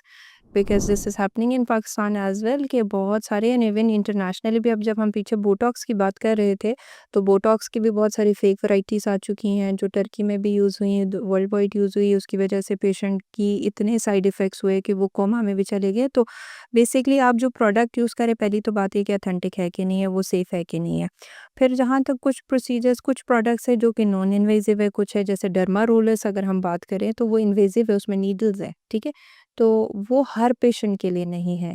हाँ, अगर आप मास्क यूज़ कर रहे हैं, एलईडी लाइट्स यूज़ कर रहे हैं, तो आप हमारा जवाब यस हो सकता है। अगर आप एक अच्छे ब्रांड का एलईडी मास्क यूज़ कर रहे हैं, एक अच्छे ब्रांड का hyaluronic acid sheet mask use कर रहे हैं, तो ये प्रोडक्ट्स आप यूज़ कर सकते हैं। लेकिन इसके ऊपर भी करने से पहले आपने अपने स्किन केयर एक्सपर्ट से एक दफ़ा मशवरा करना है।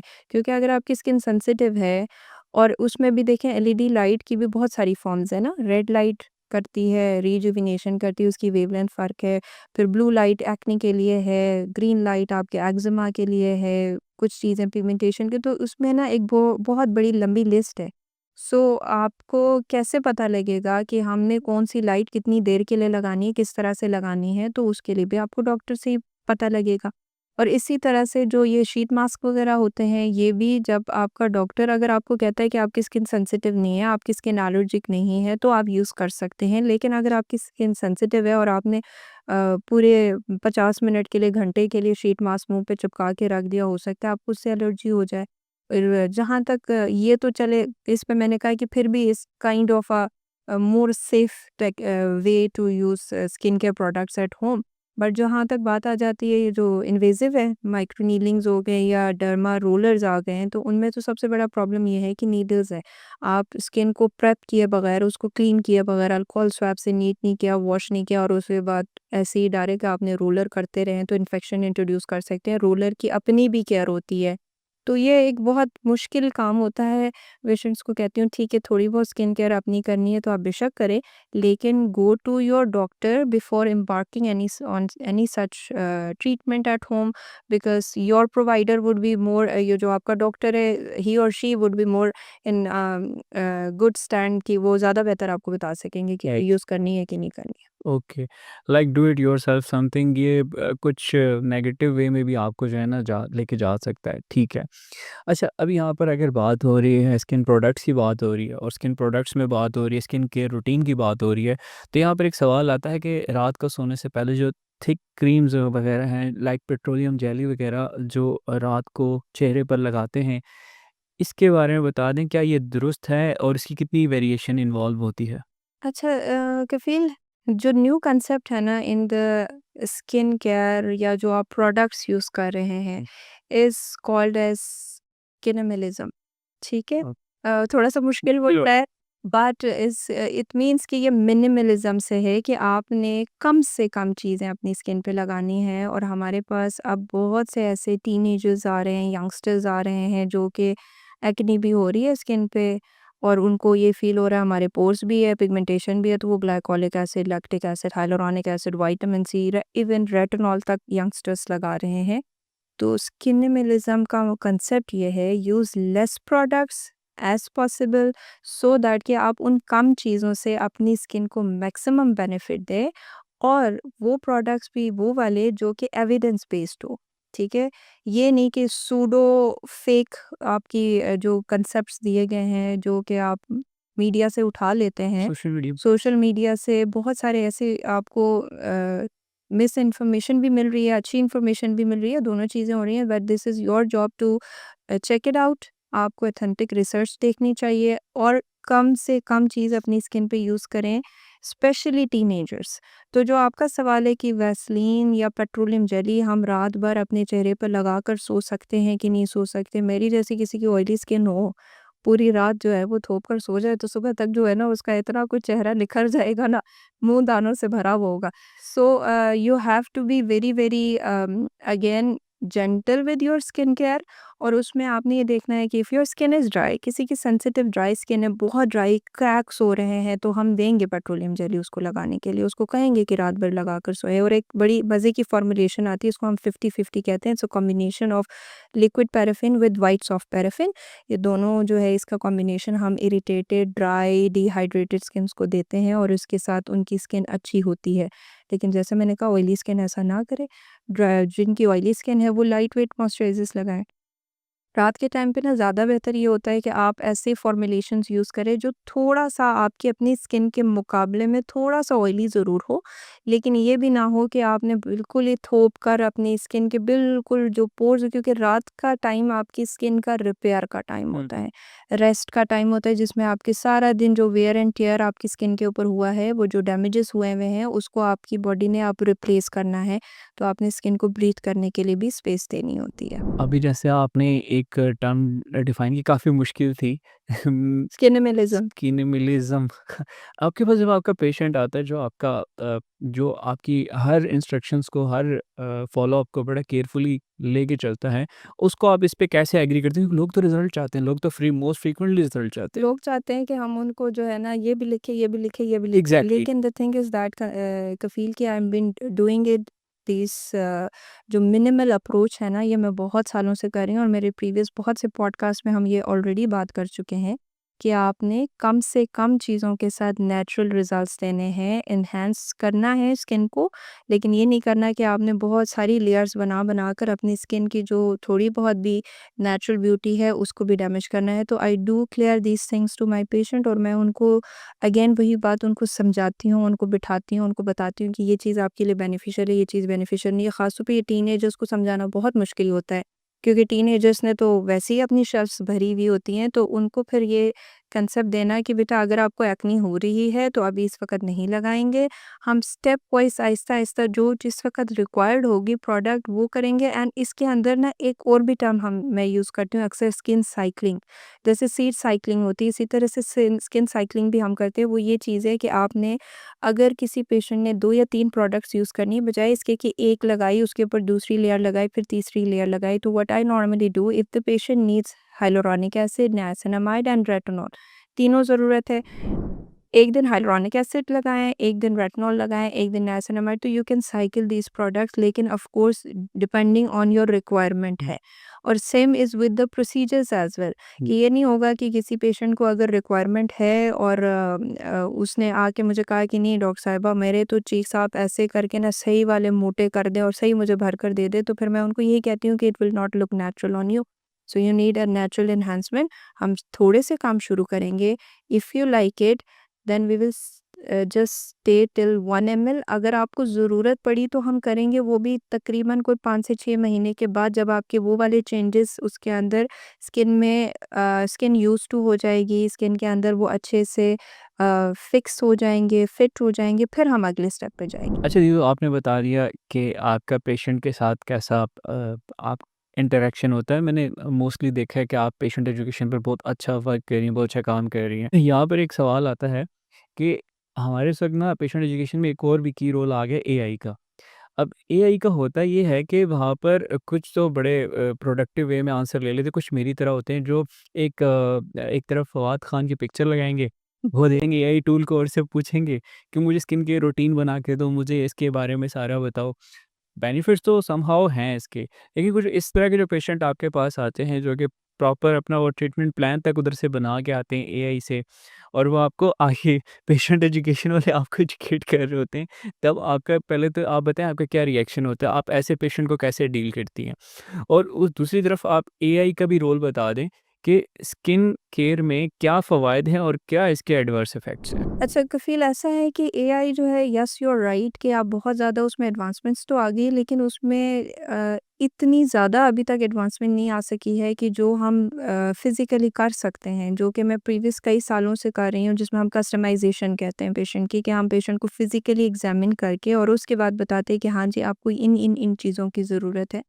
तो that is somewhere lacking at the moment. और ये बहुत पुरानी चीज़ है जो हम कई सालों से इसी तरह से ही लेकर चल रहे हैं कि जिस पेशेंट को जिस चीज़ की रिक्वायरमेंट है, ये तो हमारा क्या है ना कि वो बाएँ हाथ का खेल वाली बात हो जाती है, तो we are doing it already. The difference is that कि एआई आपको एक थोड़ा-सा कंसेप्ट ज़रूर दे सकता है, लेकिन फिर वो फर्दर कस्टमाइज़ेशन करना जो है वो मुश्किल हो जाती है।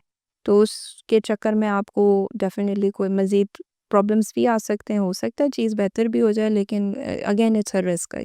तो definitely you should go to your dermatologist, ज़्यादा आपको बेहतर मशवरा वहाँ से मिलेगा। लाइक आप ये कह रहे हैं कि फिजिकल एग्जामिन के कुछ रिजल्ट्स होते हैं वो ज़्यादा इफेक्टिवली वर्क करते हैं इंस्टेड के आप एक डायग्नोसिस में तो समहाउ वो हेल्पफुल है। देखिए, उसमें भी ना कफ़ील हमारी जो एग्ज़ामिनेशन है ना, इटसेल्फ इज़ अ साइंस, ठीक है ना? ऐसे नहीं होता कि डॉक्टर आपको एग्ज़ामिन कर रहा है ना, तो बस उसने यूँ करके देख लिया। हमारी एग्ज़ामिनेशन के प्रॉपर स्टेप्स होते हैं, जो हमें सिखाए जाते हैं ड्यूरिंग आवर ट्रेनिंग्स। और ये हमारे जो एग्ज़ामिनर्स, जब हम एग्ज़ाम्स दे रहे होते थे या हमारे जो सुपरवाइज़र्स हमें देख रहे होते थे, तो हमारे ना जो उसके स्टेप्स होते हैं ना, उसमें इंस्पेक्शन, पैल्पेशन, परकशन, ये सारे स्टेप्स होते हैं, ठीक है? हुँ, तो हम पहले आँखों से देखते हैं, फिर हम उसको टच करके देखते हैं, फिर हम उसको सुनते हैं, उसको फ़ील करते हैं। तो ये सारे के सारे it's again a big science. To examine the patient is a science, it's a art जो आप प्रॉपर सीखते हो through experience and from your teachers and from your books. Hmm, फिर उसके बाद आप उसको जवाब दे सकते हैं। ऐसे नहीं होता जो हम देख रहे होते हैं ना, we have scanners in our eyes तो हम लोगों की जो डर्मेटोलॉजिस्ट ख़ास तौर पे, क्योंकि हमारी ज़्यादातर जो साइंस चल रही है डर्मेटोलॉजिस्ट की, we have very less tools. बहुत थोड़े टेस्ट हैं जो कि हमें स्किन डिजीज़ेज़ के बारे में बता सके, और मेरे ख़्याल में dermatology is very unique in this concept. बाकी जितने भी फ़ील्ड्स हैं उनको ब्लड टेस्ट कराने, उन्होंने स्कैन्स कराने, ये सारा कुछ करके बताएँगे कि ये डिज़ीज़ है। और मुझे इसीलिए भी डर्मेटोलॉजी बहुत पसंद आई थी। बैक इन माय बड़ी लंबी बात हो जाएगी, पुरानी बात है, लेकिन ये है कि मुझे ये बहुत मज़े का कंसेप्ट लगता था कि यार आपने बस देख ली चीज़, ओके। 2 सवाल पूछे, उसको थोड़ा-सा एग्ज़ामिन किया, now you are able to give them the diagnosis, बजाए इसके कि आपने पेशेंट को हफ़्ते के लिए एडमिट किया, ये टेस्ट कराए, फिर ये स्कैन किए।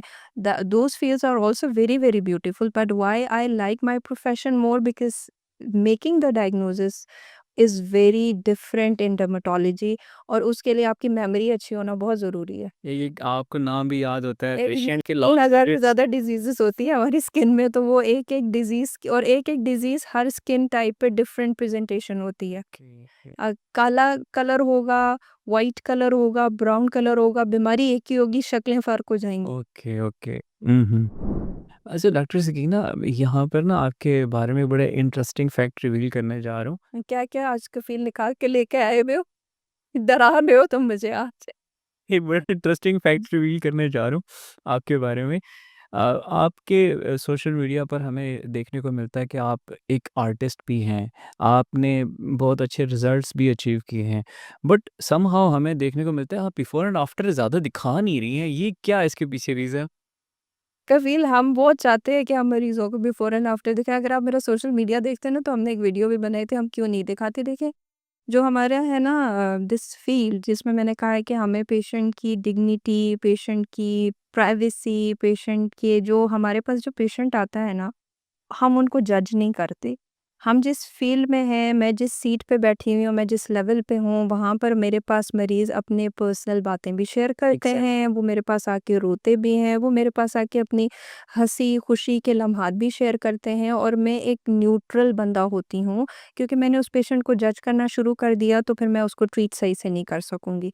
सो we being doctors, when we are in this हमारे जो डॉक्टर के उसमें आ जाते हैं ना, रूप में आ जाते हैं, तो वी डू नॉट जज द पेशेंट, एंड देन उसमें हम इसी वजह से without the patient's permission, I wish कि हमारा पेशेंट ये करे, क्योंकि patient unfortunately this is a problem in especially in our society, कि पेशेंट फेयर्स कि हमारा फलाने को पता लग जाएगा हमने ये ट्रीटमेंट कराया, और बेसिकली ये है कि स्किन जो ट्रीटमेंट्स है ना, उसके ऊपर लोग दूसरे को बहुत जज करते हैं। Exactly. That's a very big problem. तो इस वजह से patient do not want to reveal their identity, and those good patient who want to like, वो बहुत से ऐसे पेशेंट्स होते हैं जो हमें अलाउ करते हैं, तो हम डेफिनिटली उनके रिजल्ट शो करते हैं, और अगर किसी का हम शो करें भी रिजल्ट, तो हमारी पूरी कोशिश होती है कि हम उनकी आइडेंटिटी हाइड करके करें, क्योंकि this is again a part of our training के हमारे बुक्स में या हमारे लिटरेचर में, या जैसे मैं बहुत से रिसर्च पेपर्स लिखती हूँ, तो उनके अंदर अगर हमने किसी पेशेंट की पिक्चर यूज़ कर भी रहे होते हैं, तो हम उनकी आइडेंटिटी यानी कि उनके आइज़ को क्रॉप करेंगे या जो एरिया जहाँ पे रिक्वायर्ड है प्रॉब्लम, हम सिर्फ़ उसी एरिया को शो करेंगे जस्ट टू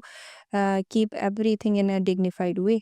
नाइस। ये कुछ एथिकल आपका एक रूप हमें देखने को मिला। डॉक्टर का एक यही होता है कि वो पेशेंट के तमाम जो भी उसके जिस तरह आपने बताया वो रोते भी हैं, हँसते भी हैं और अपनी ऐसी बातें भी, अपनी मेमोरीज़ भी शेयर करते हैं। तो दिस इज़ समथिंग जो कि बहुत ही इंटरेस्टिंग है डॉक्टर के पॉइंट ऑफ व्यू से। सुनने सुनने में भी अच्छा लगा और फ़ील होता है कि एक डॉक्टर वाक़ई एक पेशेंट के साथ जो कनेक्शन बनाता है, वो एक डिफरेंट वे में जाता है। एग्ज़ैक्ट अब राइट। यहाँ पर एक डॉक्टर ही की बात होने जा रही है। एक डॉक्टर के पर्सपेक्टिव से आप क्या समझते हैं जो यंग में एस्थेटिक फिजिशियंस आ रहे हैं, समहाउ वो एक यंग इन्फ्लुएंसर के तौर पर भी इमर्ज हो रहे हैं, सोशल मीडिया पर आ रहे हैं, चीज़ें दिखा रहे हैं, बता रहे हैं। तो कहीं पर आपने एक टर्म यूज़ की मिस इन्फॉर्मेशन की, तो वहाँ पर आप नहीं समझती कि उन डॉक्टर्स के लिए मुश्किल होता है एक जगह बनाना एस्थेटिक बीइंग एस्थेटिक फिजिशियन, तो वो कुछ क्लिनिकल प्रैक्टिसेस करके अपने हाथ में निखार ले आते हैं उस काम में। लेकिन वो जो सोशल मीडिया का उनका एक चेहरा है, वहाँ पर आप क्या समझती हैं कि उनको किन चीज़ों पर काम करना चाहिए? सबसे पहली बात ये है कफ़ील कि जब आप मीडिया पे आ रहे हैं ना, तो it's a big again a big responsibility on your shoulders कि whatever you talk in front of the screen, क्योंकि आपको नहीं पता कि ये आपकी बात कहाँ कहाँ तक पहुंच रही है और कौन किस इसको किस कंसेप्ट में ले रहा है, किस कंटेक्स्ट में ले रहा है। सो आपने जो इन्फॉर्मेशन देनी है काइंडली, जैसे हमारे मज़हब में भी है कि आपने कुछ बोलना है तो उससे पहले तहकीक करके बोलें। एग्ज़ैक्टली। तो आप अगर कोई बात बता रहे हैं तो क्योंकि मैंने अगेन जैसे शुरू में भी बात की कि आपके पास हर तरह का रिसर्च अब हो रहा है, या खुद रिसर्च करें, be a researcher, please scientist बने सारे। हम पीछे इसलिए रह गए हैं क्योंकि हमने रिसर्च को छोड़ दिया है।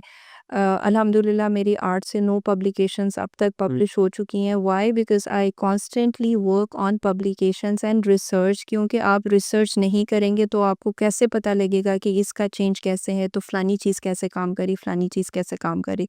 सो if you want to be a good influencer, आपकी बात में वज़न तभी आएगा जब आपकी बात तहकीक शुदा होगी।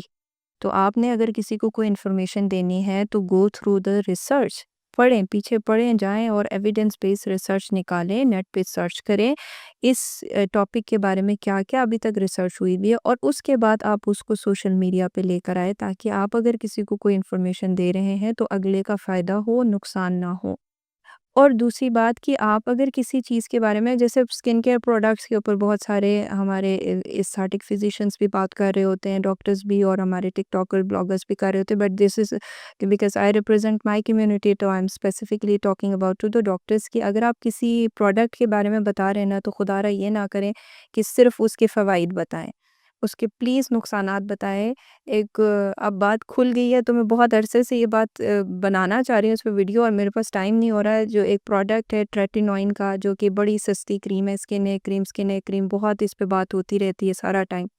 ये फ़ायदे हैं, रिंकल्स ठीक कर दे, इवन बालों के लिए भी लगा दें।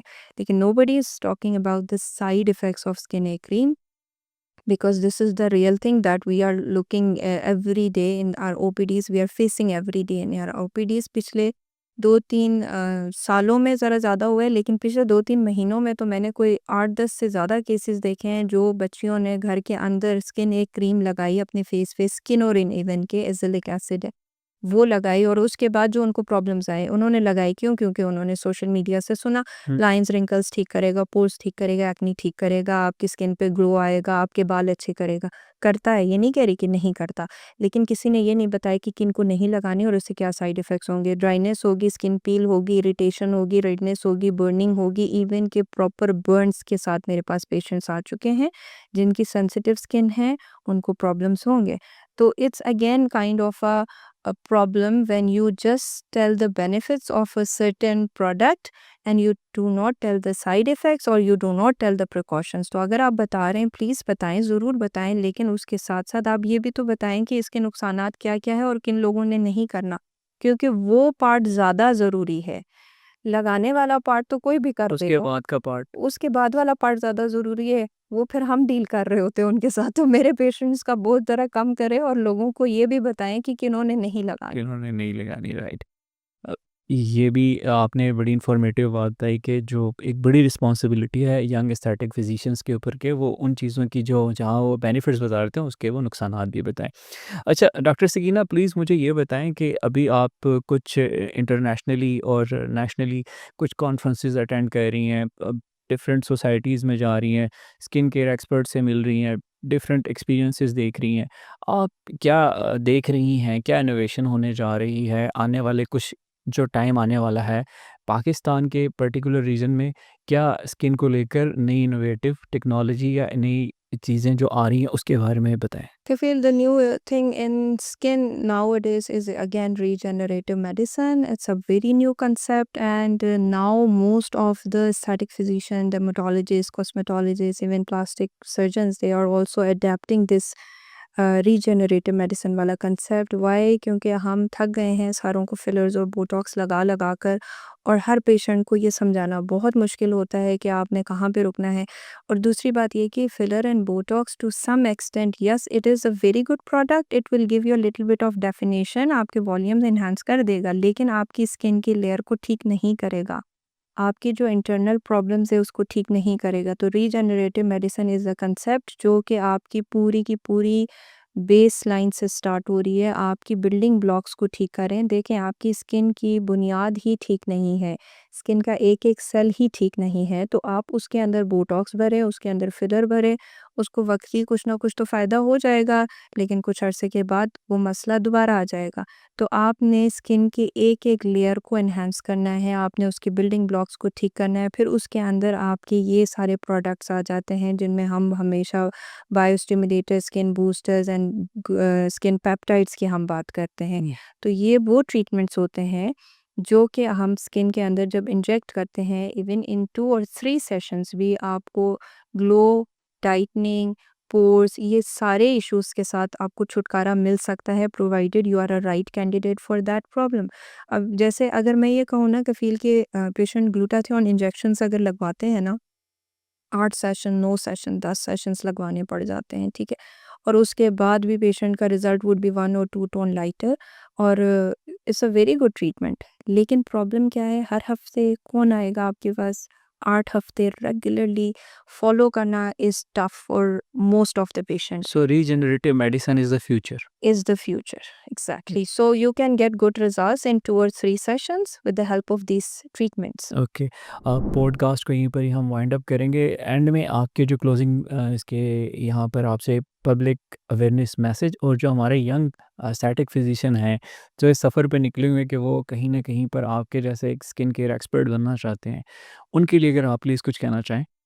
अच्छा, देखें, जो स्पेशली न्यू हमारी जनरेशन इस कंसेप्ट को, इस फ़ील्ड को अडॉप्ट करना चाहते हैं, तो पहली चीज़, equipped yourself with qualification please.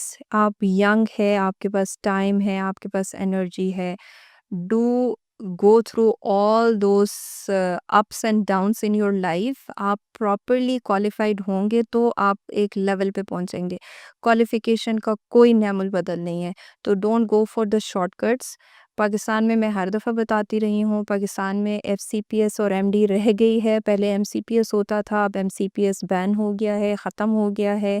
अब सिर्फ एफसीपीएस और एमडी, ये दो आपके स्किन के अंदर, डर्मेटोलॉजी के अंदर डिसिप्लिन्स है जिनको आप फॉलो करके एक अच्छा स्किन स्पेशलिस्ट, एक अच्छा cosmetologist and laser expert and even paediatric dermatologist बन सकते हैं, क्योंकि जो हमारी करिकुलम है उसमें ये सब चीज़ें इंक्लूडेड है।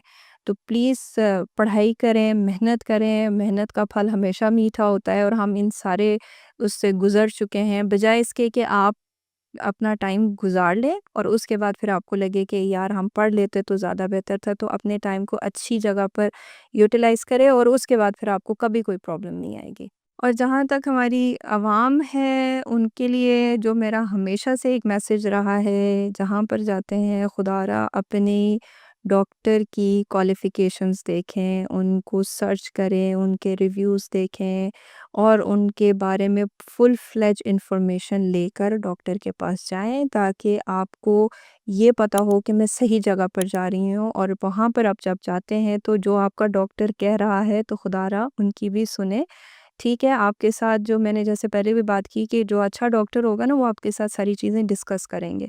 तो you have to follow your doctor और आपने अपने फ़ॉलो-अप्स को रेगुलर रखना है क्योंकि स्किन केयर एक दिन में नहीं होती है, इसको टाइम चाहिए होता है। अच्छी स्किन के लिए बहुत मेहनत करनी पड़ती है। Thank you so much. Thank you so much doctor Sakeen आपके वक्त देने का, इतना स्पेशली आने के लिए, अपनी इतनी बिजी स्केड्यूल में से टाइम निकालने के लिए और पब्लिक अवेयरनेस पर बात करने के लिए। Thank you thank so you much. So much for having me Kafeel और स्किन पे तो ख़ैर इट्स माय पैशन तो मुझे जितना कहेंगे मैं बोलने के लिए तैयार हूँ and I am always there. Thank you. Thank you so much. जी नाज़रीन, ये थी हमारे साथ pride of Gilgit Baltistan doctor Saeeda Sakina. उम्मीद करते हैं आज का इन्फॉर्मेटिव पॉडकास्ट आपके लिए हेल्पफुल साबित होगा। इंशाल्लाह नेक्स्ट एपिसोड के साथ फिर हाज़िर होंगे। अपना बहुत सारा ख्याल रखिएगा। Stay healthy, stay connected with Healthcast. अल्लाह हाफ़िज़।